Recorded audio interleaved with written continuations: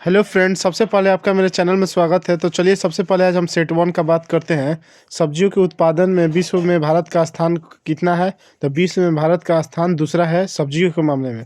उसके बाद हम बात करते हैं भारत में कर्मचारी राज्य बीमा योजना को 1992 में इसमें प्रारंभ किया गया था। कर्मचारी राज्य बीमा ESIC।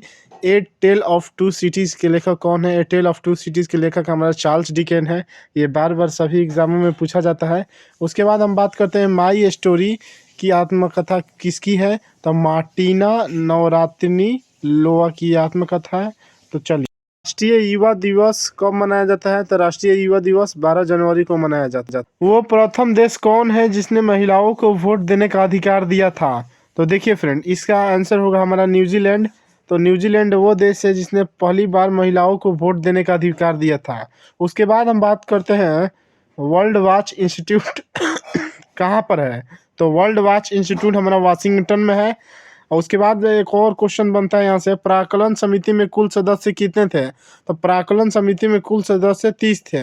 उसके बाद एक और है, खाद्य पदार्थों का संरक्षण बेंजोइक अम्ल द्वारा होता है। मतलब खाद्य पदार्थ जो भी है उसका संरक्षण बेंजोइक अम्ल द्वारा होता है। तो इन सबसे क्वेश्चन हमेशा बना जाता है। तो आप लोग जितने भी नए हैं चैनल को सब्सक्राइब। माई स्टोरी मार्टिना नवरात्रिन की आत्मकथा है। लाइसोसोम की खोज कब हुआ था? तो देखिए यहाँ से भी एक क्वेश्चन बनता है कि लाइसोसोम की खोज कब हुआ था? तो 1958 में हुआ था। किसने किया था? तो डी ड्यूपे ने किया था। उसके बाद हमारा एक और क्वेश्चन बनता है, लोकसभा को सदस्य को क्या कहते हैं? तो जनता का सदन कहा जाता है इसे। उसके बाद हम बात करते हैं वर्णद्धता से संबंधित रंग। तो वर्णद्धता से संबंधित रंग हो गया हमारा लाल और हरा। उसके बाद हम बात करते हैं केंद्रीय असेंबली में भगत सिंह तथा बुटकेश्वर दत्त ने बम फेंका था। इससे भी क्वेश्चन बनता है कि केंद्रीय असेंबली में किसने बम फेंका था? तब भगत सिंह तथा बुटकेश्वर बम ने फेंका था। उसके बाद हम बात करते हैं राष्ट्रीय आय समिति का गठन 1949 में PC महालनोबिस की अध्यक्षता में की गई थी। एक और क्वेश्चन, सुंदरवन या मैंग्रोव डेल्टा पश्चिम बंगाल में पाए जाते हैं।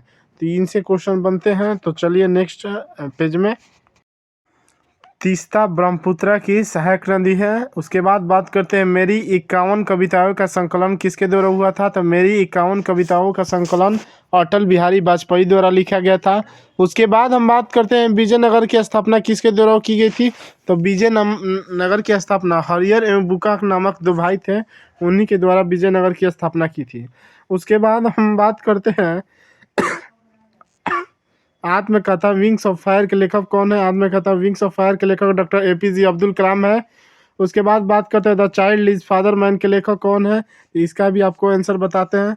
तो चाइल्ड इज फादर मैन के लेखक हमारा हो गए विलियम वर्ड्सवर्थ। उसके बाद हम बात करते हैं वाद्य यंत्रों में सबसे पुराना यंत्र हमारा वीणा हो गया। उसके बाद हम बात करते हैं कोणार्क का सूर्य मंदिर काला पेगोडा के नाम से भी जाना जाता है।